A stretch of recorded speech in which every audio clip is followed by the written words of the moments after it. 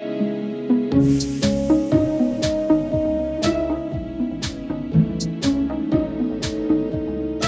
has been very successful player with many goals and assists in Los Angeles, Canada, and San Jose football team. He is also a member of Iran's 2014 FIFA World Cup squad. Mr. Steven Beitashour.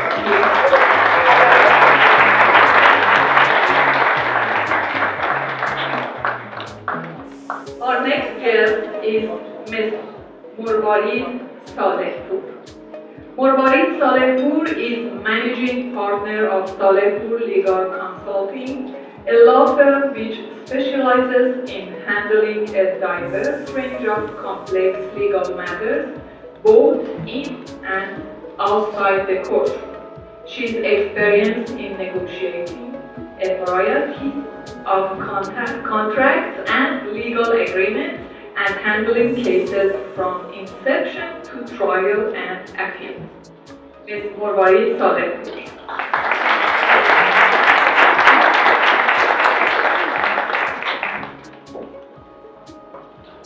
Our next guest and panelist is Ms. Terry Billups. Terry Billups is the Assistant District Director, Economic Development for the SBA Los Angeles District Office. Terry is responsible for economic development in Los Angeles, Ventura, and Santa Barbara counties. Ms. Terry Billups.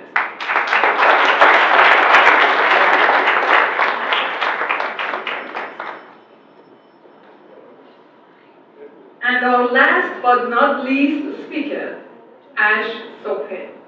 Ash Sobhe is the founder and CEO of R6S, the award-winning viral marketing agency with over $2 billion sold in clients' products and services online. Dedicated to inspiring humanity, technology, and developing marketing growth through artificial intelligence, Ash's body of work spans over 2 decades, which has earned him prestigious recognition. He has been awarded a signed Certificate of Excellence in Programming by Bill Gates, and he often made the names list while at California State University, Northridge. Ash Sobhe.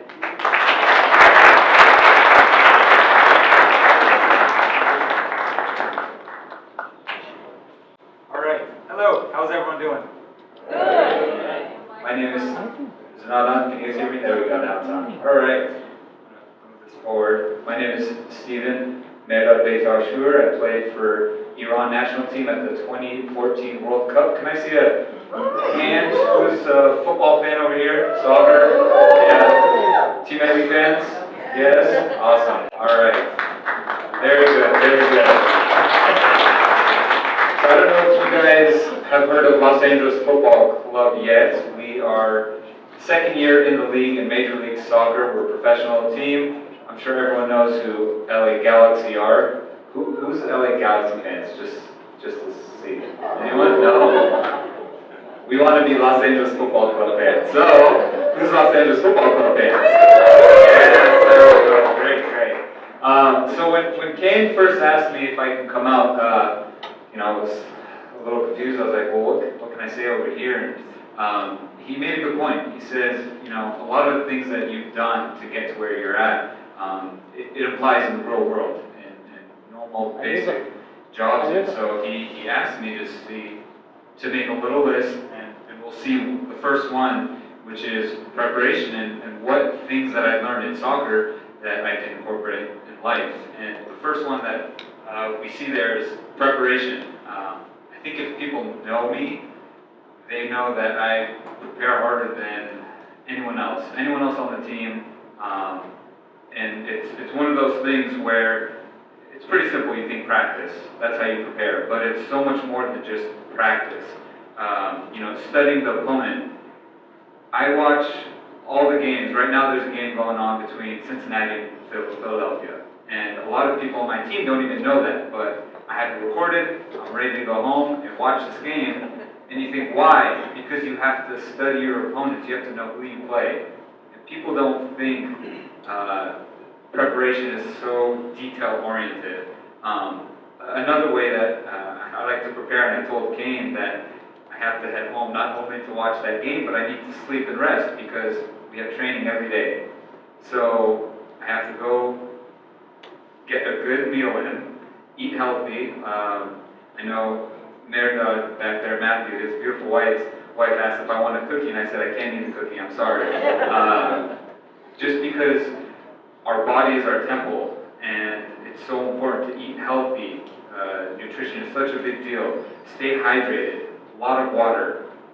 You won't really see me drinking alcohol, no beers, no sodas, just because everything that I eat goes into my body, and then I feel the effects of it the next day. So if I have a lot of sugar, a lot of carbs, I won't feel good tomorrow, I won't train well. If you don't train well, you can't play. And I know everybody here wants to see me play on the weekends, so it's so important that this preparation is to the fullest. So that's a little glimpse of preparation.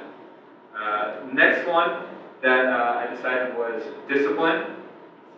Obviously, you can tell I'm very disciplined in a lot of the preparation that I do.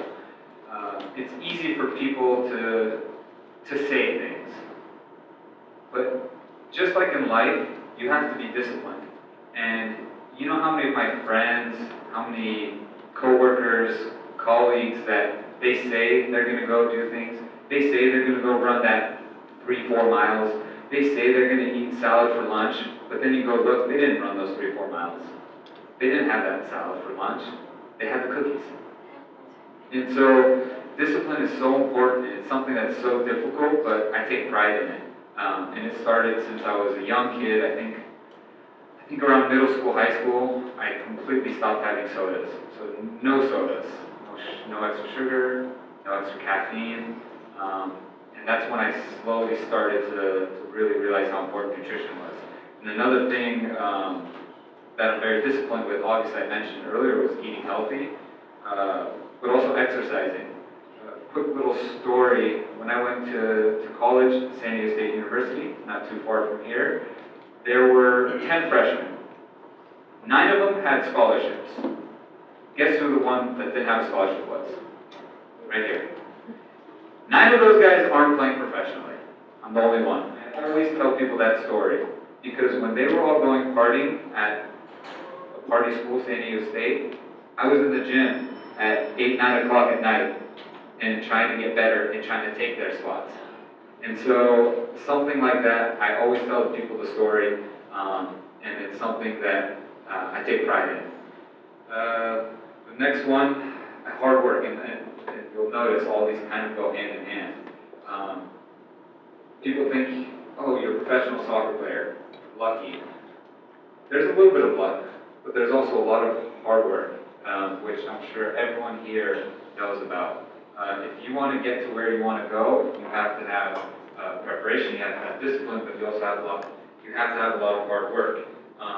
You have to be willing to run those miles when others don't. You have to be willing to go to the gym and get stronger, get faster when other people don't want to, when they have excuses. Another one that I put in there are ice baths. I don't know if you guys seen professional athletes sit in those tubs filled with ice and water and they're freezing. They're not fun, but I do it every day because it's part of my preparation, part of my recovery, which is so important to train every single day so that I can play on the weekends. When people watch us play on Saturday night in front of 20, 30,000 people, this past weekend in front of 50,000 people, they think it's just fun and luck. There's a lot that goes into it. So one that's more prevalent in the real world is communication. I was talking to Merdad not too long ago out there, and we were talking about something that he noticed that I do that his son does as well is communicate. I'm almost orchestrating out there. I'm constantly communicating and telling guys where to go. So that is a direct correlation to everyday life, everyday work. Communication is so important, whether it's verbal communication, whether it's nonverbal. Sometimes you go into the locker room and you see guys that are down, you have to pick them up. sometimes on the field, guys are missing a big chance and they're down on themselves. Sometimes you have to either really give to them, or you have a couple words of encouragement. So you have to know your audience, you have to know your teammates, your coworkers, and you have to know how to get the message across to them. The next one I chose was teamwork. Obviously, being on a professional soccer team, teamwork is huge. You have to, whether it's communicate, you have to work together, you have to get along, because at the end of the day, you have one common goal, and that's to win a trophy, to be champions. And in any day life, any company, pretty much everyone has a team, and you guys work together. And whether it's we want to make X amount, or whether we want to get go public, everyone has their goal, and you're all working to be successful. So I think that was pretty obvious one. And the last one, which again goes hand in hand with the first three, is sacrifice.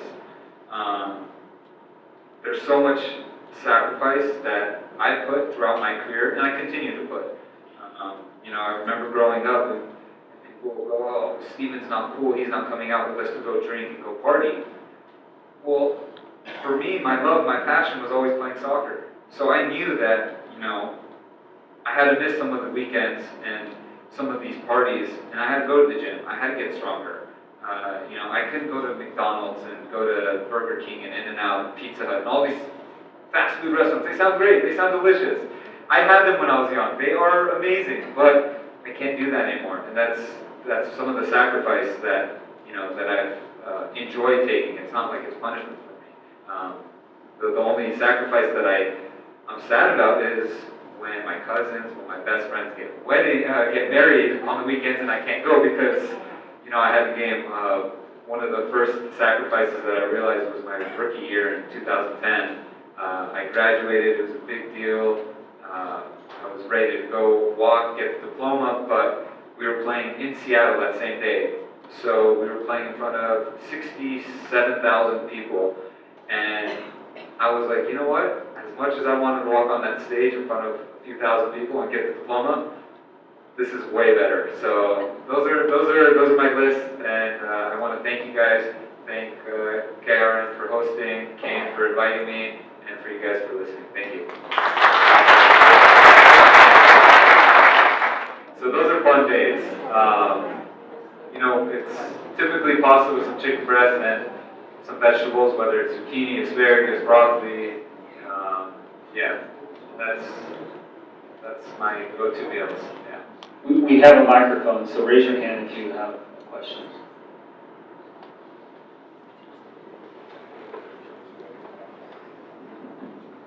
Hello? Hello. What commonalities between you and your teammates help you guys build a strong chemistry?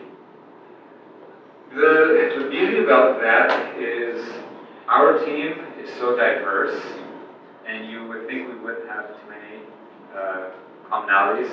But I think the passion just to win, we've obviously been in the league for 2 years together. So people are coming from all over the world, whether it's Brazil, Mexico, Chile, the US, Japan, Uruguay, everywhere. And, there's some language barrier, but when you're all fighting and working for a common goal, and when that coach is able to really communicate within the players and get everyone on the same page, I think that's when you see something like what you see with us right now. So something so successful, only our second year in the league. Teams have been in here for 24 years, and we're in first place right now.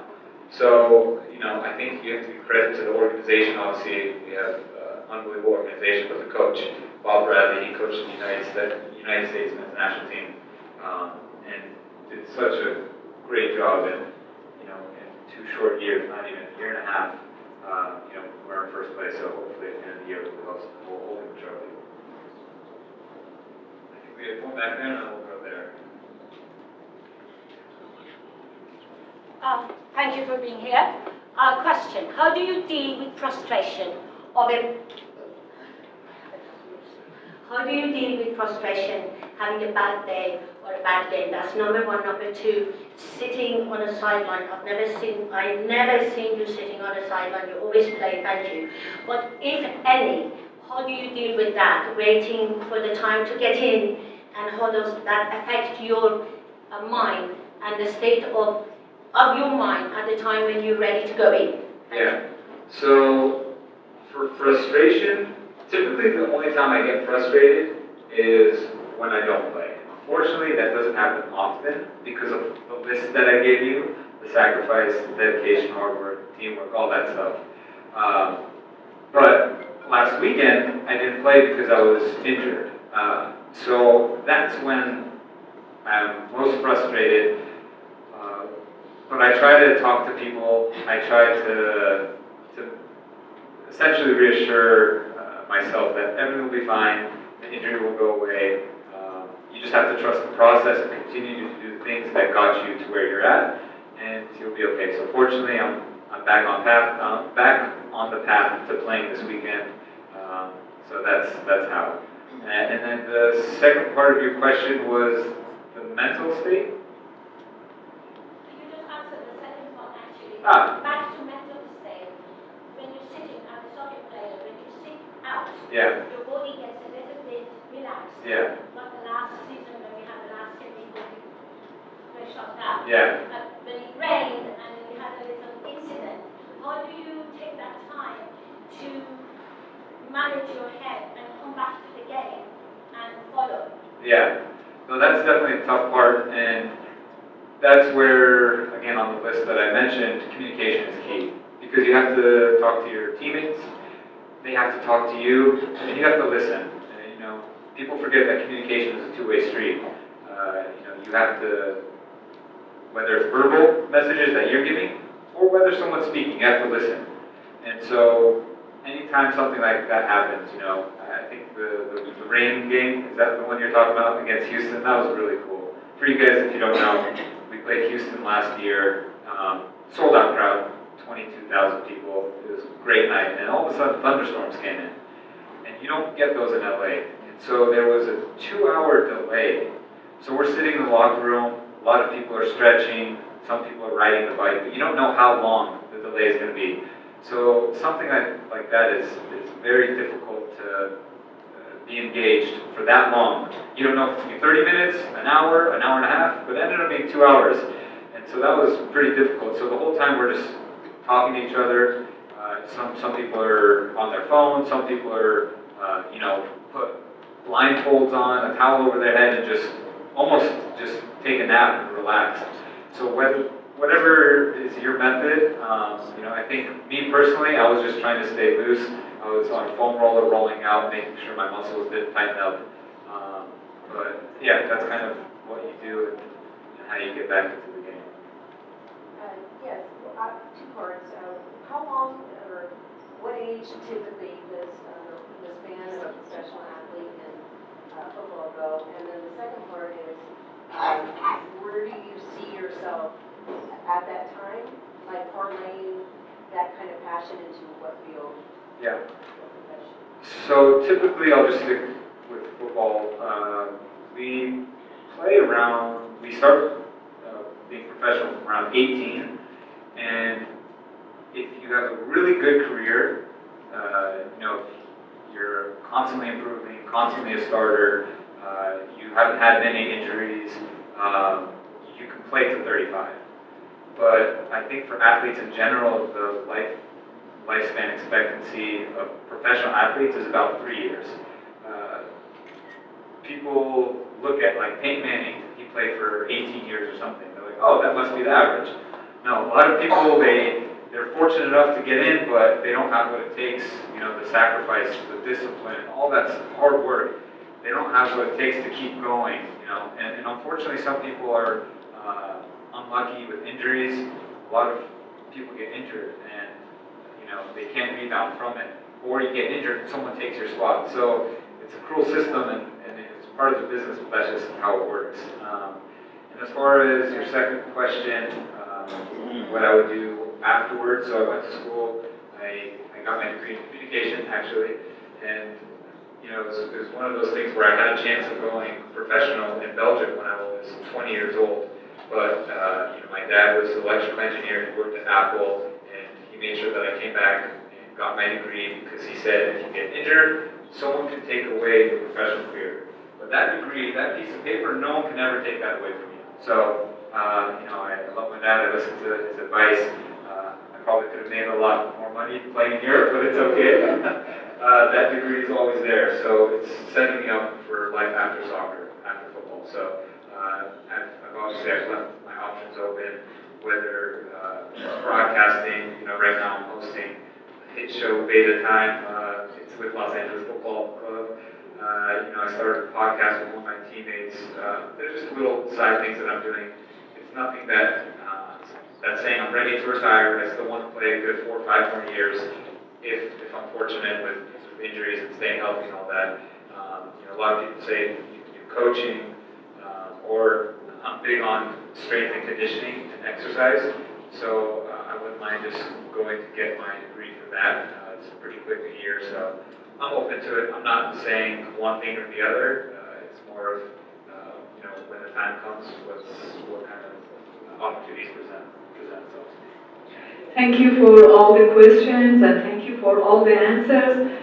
Stephen has to leave tonight soon because I think he's going to McDonald's and they have special time.